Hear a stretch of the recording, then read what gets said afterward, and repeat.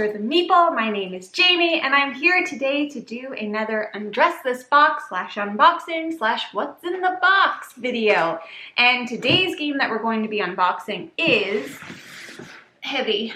The Lost Ruins of Arnak by Czech Games Edition. Cue Jumanji music, or I guess Indiana Jones, whatever, some kind of exploration. The Lost Ruins of Arnak is a game for 1 to 4 players and involves many components. The mechanisms include deck building and worker placement and exploration and just amazingness, is that a thing? And the theme is kind of like you're lost or you're marooned on this like jungled island and you're exploring and there's monsters and there's ruins that you're trying to, you know, find and get to, and there's all these things. Let's dive into the box and see what's actually inside the box. Beautiful. First thing that we have in the box, as per usual, you guys know exactly what I'm going to say. It's the rule book, and she's hefty. High quality rule book though. This rule book includes all of the rules, obviously. It also includes how to play solo, how to score the game, and it also has an appendix and a glossary with all of the cards on it to help you better understand your cards. Very good, need that. There's a lot of components in here. Next thing that we have is this little catalog of other games. Once again, trying to get us to spend more money. I've said it once, I'll say it 100 times. You don't need to try so hard. We're gonna do it anyway. Then of course we have a scoring card, which you can use to mark your scores at the end of the game. Next up, we have reference guides that are double-sided. So one side shows you everything that you get to do on your turn, set up for the following round, and then on the back, it has all of the effects. So it shows you all of the symbols and what they mean. These are super helpful for the game. Like this saved my life during the game. Helps you so you don't have to look through the huge rule book all the time. Then we have 4 player mats, player boards with different colored tents, blue, green, red, and yellow. So each player gets one of these boards. I chose the blue one because it's so pretty. Next we have the moon staff. So the moon staff is a component that helps you mark when you go through different, not levels, what's the word? Journeys, phases, rounds. So it marks your rounds basically. Then we have the player board, which is so huge. I don't even know. Is this the right side? It is double-sided. Can you see it? Can you see it now? There it is. It's huge, but wait, there's more. It also has this piece that attaches to the bottom where you can store all of your resources and your cards, not cards, but islands or discovered lands. So this actually goes onto the bottom of the board. It's gigantic. It takes up mucho space. Next up, we have all of the other things that are in millions of baggies. So I'm gonna go through these, I guess, one at a time. First, we have starting cards for the players. So each player gets a set of starting cards. So there's 4 sets here, blue, yellow, green, and red. Then we have fear cards. So there's a nice big chunk of stack of fear cards here. Every player starts off with 2 in their hand. Essentially, fear cards, if you still have them in your deck by the end of the game, you get -1 points, and cattail. Sometimes you collect these throughout the games because of different things that come up, or if you're fighting a monster, creature, forget what they're called, guardian, when you're fighting a guardian, and if you lose, then you have to collect a fear card. Then we have another big stack of cards here, which is separated really into 2. So you have your artifact cards and your item cards.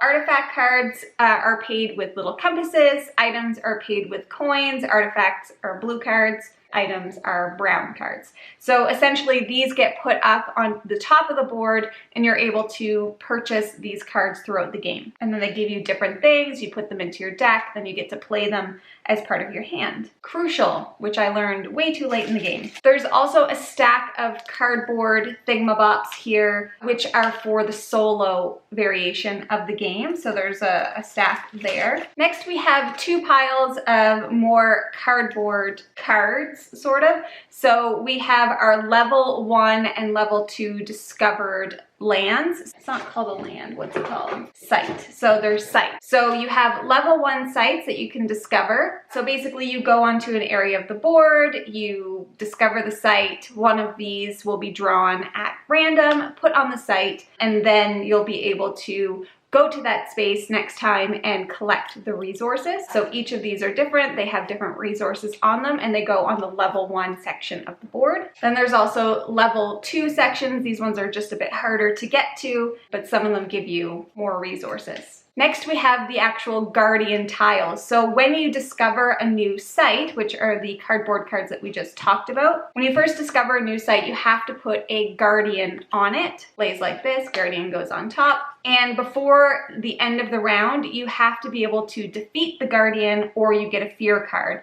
The way to defeat the guardians are always listed right here on their cards. So as an example, this scary looking snake bird, I don't know what it is, you have to pay a compass, a coin, and a blue arrow. So there's a nice stack of those guardians here.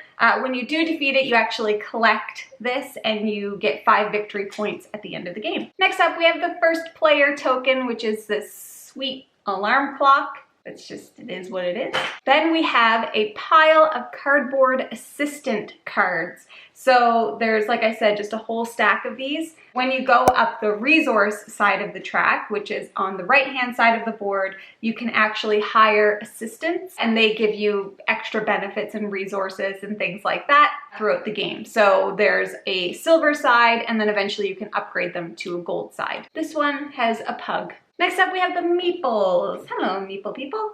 So you get 2 meeple people with hats. Gotta love that. You get 1 magnifying glass and 1 notebook. So the magnifying glass and notebook go in that resource track that I talked about earlier, and the meeples are for your worker placement part of the game. And there are 4 colors just to match the tents: blue, green, yellow, and red. Next up, we have some resources. So there are gold coins. You need gold coins to buy items and to do some other things. And then there are green compasses. Once again, you need compasses to buy artifacts or to do other things. Like you have to pay resources to go up the resource track as an example. So these are like ways to pay. Speaking of resources, we have 3 more. My ruby. So we have these red crystals, rubies. We also have blue arrows, and we have these like scriptures. I feel like there's a better word for that. So those are more resources that you need to pay to get mainly up the resource track and to do certain other things. Next, we have these tokens, which I believe are called idols. So when you discover a new site, you actually take this token and you get whatever resources on it. For example, this one is 1 gold, and then it flips over onto your player mat and you get 3 victory points at the end, and you can also use these to gain other resources in different ways. Then we have these resource tokens, which are placed on the resource track or the research track. It's the research track. So if I said resource this whole video, then it was all wrong.